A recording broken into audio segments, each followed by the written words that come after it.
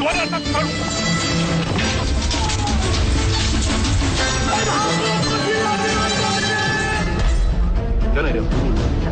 Sosok ini dikenal memiliki keteguhan hati yang tinggi dalam menegakkan kebenaran.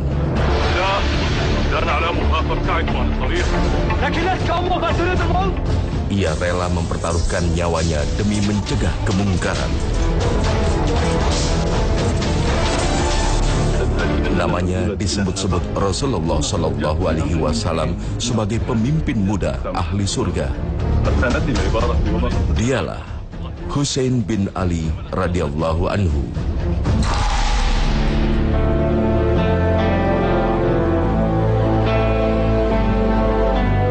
Husain bin Ali dilahirkan tahun keempat Hijriah, setahun setelah kelahiran sang kakak Hasan bin Ali radhiyallahu anhu. Sama seperti sang kakak, Husain pun merupakan nama yang diberikan oleh Rasulullah Shallallahu Alaihi Wasallam setelah sang kakek Shallallahu Alaihi Wasallam menolak pemberian nama Al-Harb dari ayahnya Ali bin Abi Thalib yang memiliki arti perang. Saat kelahirannya, Rasulullah Shallallahu Alaihi Wasallam melaksanakan syariat menyambut kehadiran bayi yang kemudian menjadi sunnah untuk diikuti oleh umat muslimin. Nabi Shallallahu Alaihi Wasallam mengunyahkan kurma di mulut Nabi SAW, kemudian nanti diambil sedikit dari kurma yang sudah halus itu, kemudian dimasukkan tentu dengan tangan yang bersih, dimasukkan ke mulut, ke langit-langit mulut bayi, dan kemudian didoakan agar bayi ini adalah bayi dan orang yang kemudian hari diberkahi oleh Allah Subhanahu wa Ta'ala. Itu tahnik, dan lakukan itu karena itu syariat, dan subhanallah insyaallah anak-anak yang lahir ini akan menjadi seperti yang didoakan saat ditahnik. Dia adalah nama orang-orang besar, diantaranya adalah Abdullah bin Zubair, Al-Hasan, Al-Husain, dan orang-orang yang langsung ditahnik di pangkuan Rasulullah SAW. Dan lihat jadinya seperti apa mereka. Jadi jangan lupakan syariat tahnik seperti Nabi mentahnik Hasan dan Husain. Misalnya adalah apa yang nanti di hari ke-7 di mana diberi nama yang baik, diakikahi, dicukur rambutnya, ditimbang rambut yang telah dicukur itu, kemudian diinfakkan seberat rambut itu perak.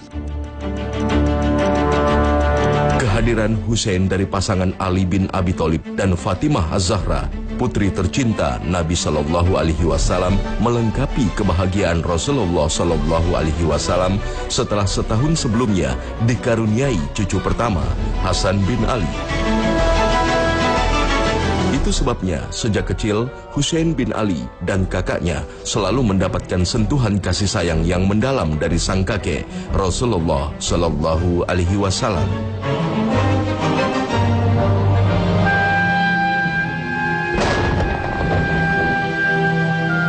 Tahun ke-11 Hijriah merupakan tahun duka bagi umat muslim.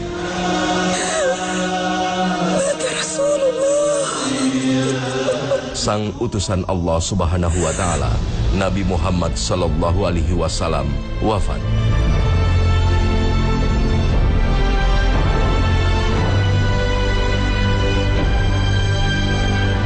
Duka yang menyelimuti umat muslim juga turut dirasakan Hasan dan Husain yang kala itu masih berusia 7 dan 6 tahun.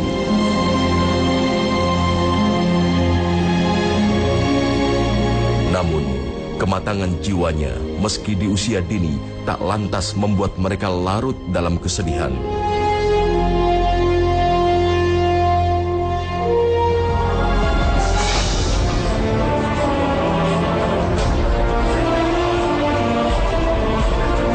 Tahun-tahun berikutnya, di masa Khulafaur Rasyidun, Hasan dan Husain banyak membekalkan diri dengan ilmu dan pengalaman.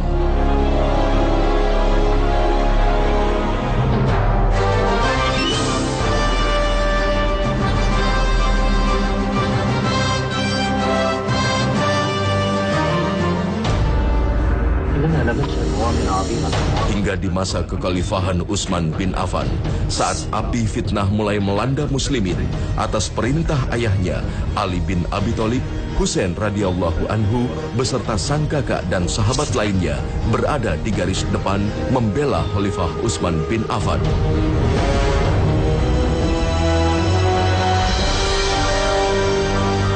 Bersama Hasan sang kakak, Husain bin Ali terus mendampingi sang ayah Ali bin Abi Thalib yang dibaiat kaum muslimin sebagai khalifah muslimin. أبايع علي بن أبي طالب أميرا للمؤمنين. أبايع علي بن أبي طالب أميرا للمؤمنين.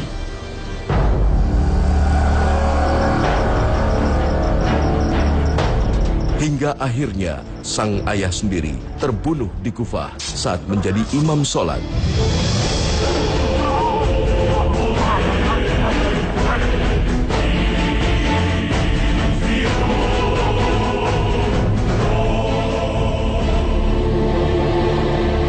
Setelah wafatnya sang ayah sebagai khalifah, kaum muslimin kemudian menunjuk Hasan bin Ali sebagai khalifah kelima.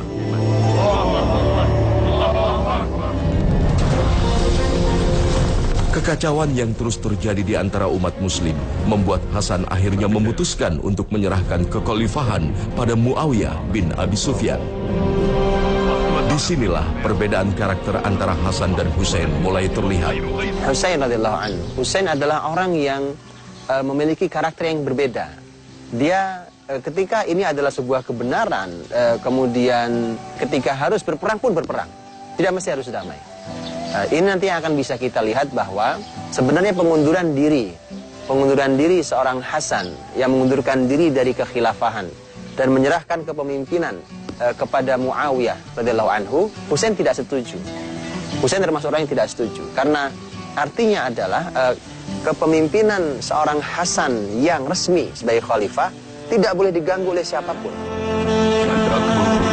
Namun keputusan Khalifah Hasan sudah bulat dan Husain radhiyallahu anhu akhirnya pun taat pada keputusan sang kakak yang merupakan Amirul Mukminin.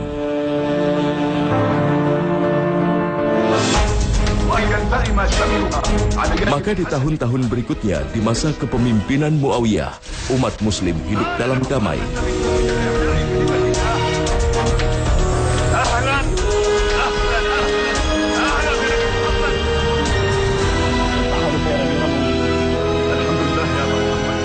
Hubungan antara Muawiyah dan Hasan beserta Husain radhiyallahu anhu ajmain terbina dengan baik.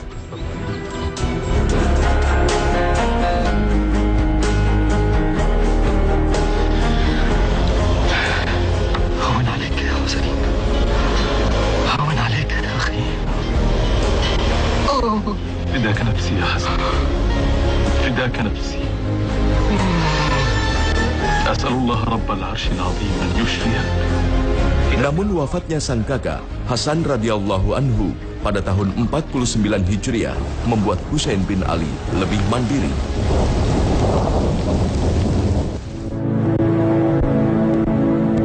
Hingga tahun ke-60 Hijriah, sebuah peristiwa mengejutkan umat muslim di Madinah terjadi.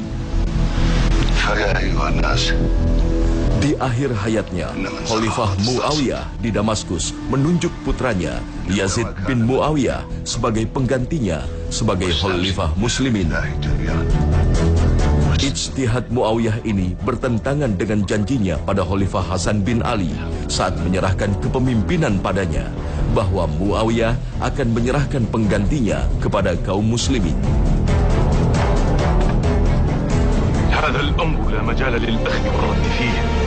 Maka para sahabat dan putra-putra sahabat Rasul di Madinah banyak yang menolak tindakan Muawiyah. Satu di antaranya Husain radhiyallahu anhu. Tindakan Muawiyah ini tentu dipandang mungkar oleh putra Ali bin Abi Thalib ini. Sikap cucu Rasulullah Shallallahu Alaihi Wasallam ini semakin didorong oleh muslimin Kufah yang kemudian mengirim surat dukungan dan mengundang Husain radhiyallahu anhu ke tempat mereka. Husain bin Ali yang mengerti karakter masyarakat Kufah tidak buru-buru menanggapi surat-surat yang tak henti-hentinya berdatangan. Ia mengutus saudaranya Muslim bin Aqil ke Kufah untuk mengecek ketulusan warga Kufah.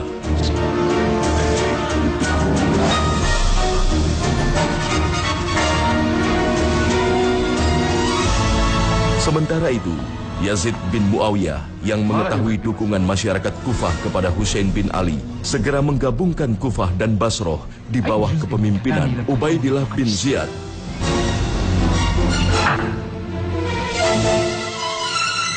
Muslim bin Aqil yang sempat masuk ke Kufah pun berhasil ditawan oleh Ubaidillah bin Ziyad. لعلكم تتساءلون لماذا جمعتكم هنا في داري. Tak kunjung mendapatkan kabar dari Muslim bin Aqil, Husain bin Ali akhirnya memutuskan untuk berangkat ke Kufah bersama saudara-saudaranya.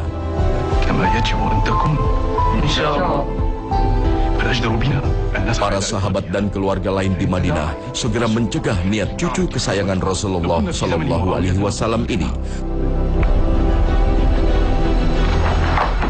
mengingat pengalaman ayahnya yang telah dikecewakan warga Kufah. Akhirnya berangkatlah Husain bin Ali bersama Ahlul Bait sebanyak 80 orang. Keberangkatan yang sangat dikhawatirkan para keluarga besar dan sahabat lain.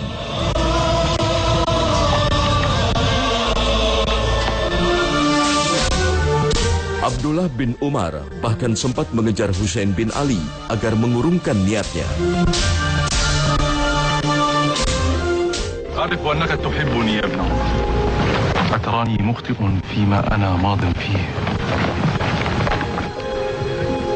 قد أصبت حين دافعت عن الشورى وعن سنة الخلفاء الراشدين وعن حق الناس باختيار الخليفة.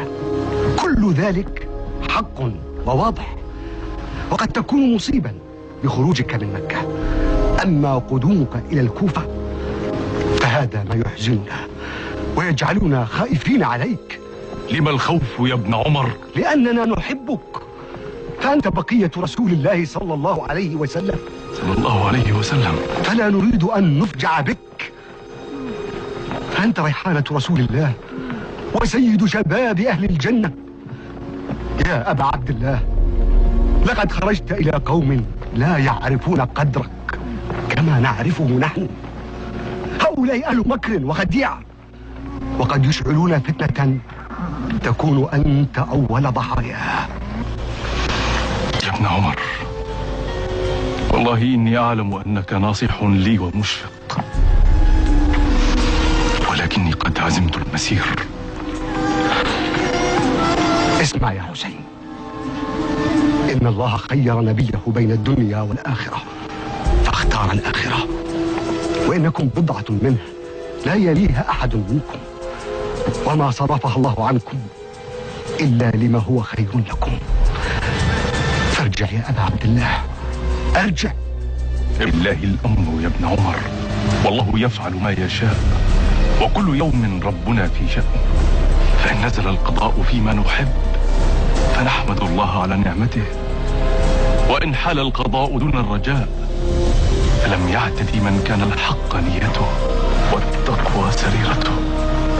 Namun tekad Husain sudah bulat. Baginya, ia harus menyelidiki kebenaran daripada harus berdiam diri.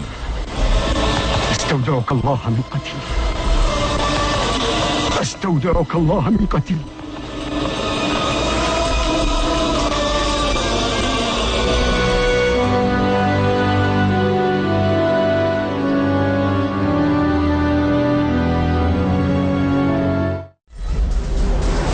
أريدك في مهمة عظيمة ليس لها سواك.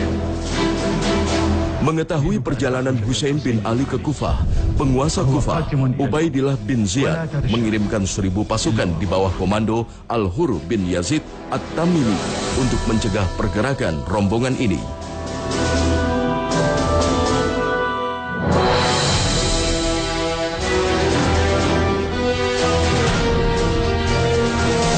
Pasukan besar ini bahkan mendapat tambahan 4.000 pasukan di bawah komando Umar bin Sa'ad.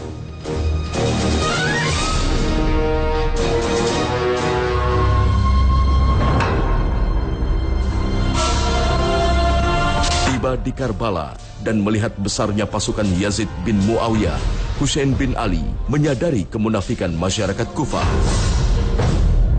Apalagi di antara pasukan yang mencegat rombongannya terdapat warga Kufah yang siap mendukung dirinya.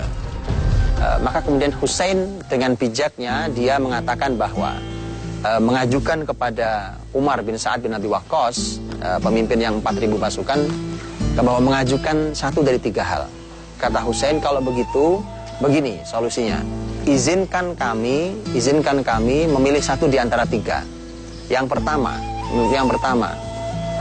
kami akan pulang kembali ke Mekah. Itu pilihan pertama. Pilihan yang kedua, atau kami kalau tidak pulang ke Mekah, kami akan pergi ke salah satu negeri jihad. Jadi kami akan pergi, tapi perginya ke arah salah satu negeri jihad. Dimanapun kami akan pergi ke sana. Dan yang ketiga, izinkan kami langsung menghadap ke Yazid di Syam. Assalamualaikum warahmatullahi wabarakatuh. Tawaran pun disepakati semua pihak. عدل بن سعد سنوافيه بردنا على رسالته قريبا. Namun pihak yang menginginkan fitnah kembali muncul, memprovokasi pihak penguasa Kufah.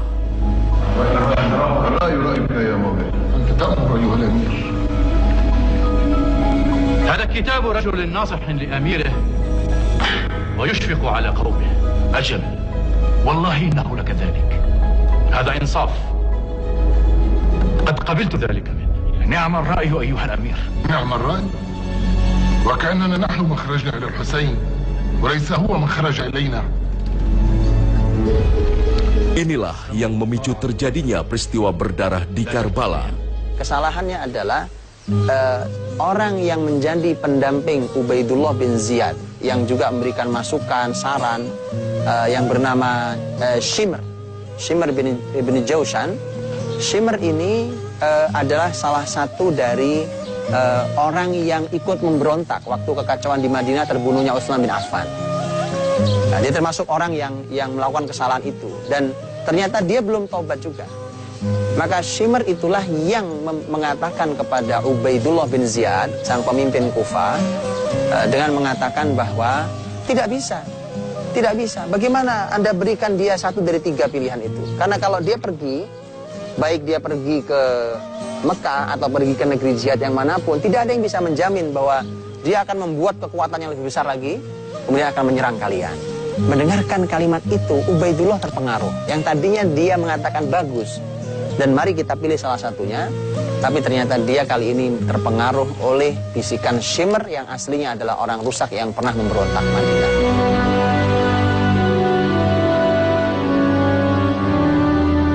Cucu tercinta Rasulullah Shallallahu Alaihi Wasallam pun terbunuh di medan Karbala, bahkan oleh warga Kufah.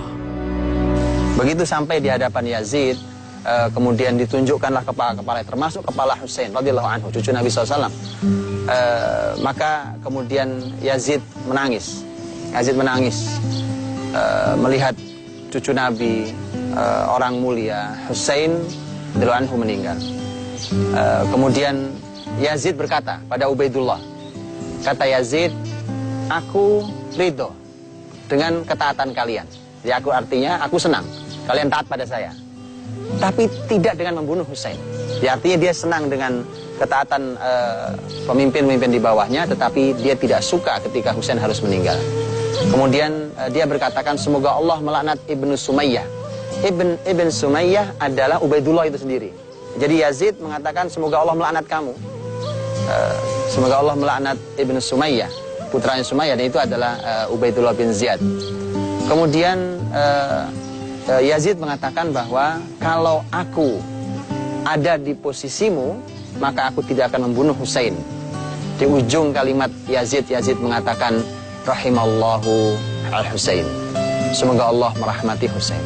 Lihatlah bahwa ini adalah kalimat Yazid yang menunjukkan bahwa ini adalah perintah Yazid yang di bawah diterjemahkan dengan keadaan yang sangat tidak menguntungkan, dan kemudian terjadilah kematian, terjadilah wafatnya seorang Al-Husain radhiyallahu anhu.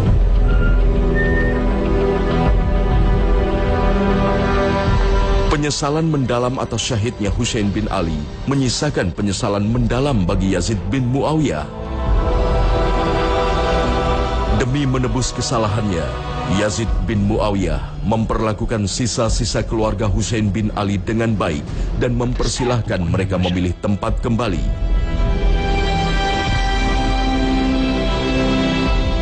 Rahimahullah Husain bin Ali.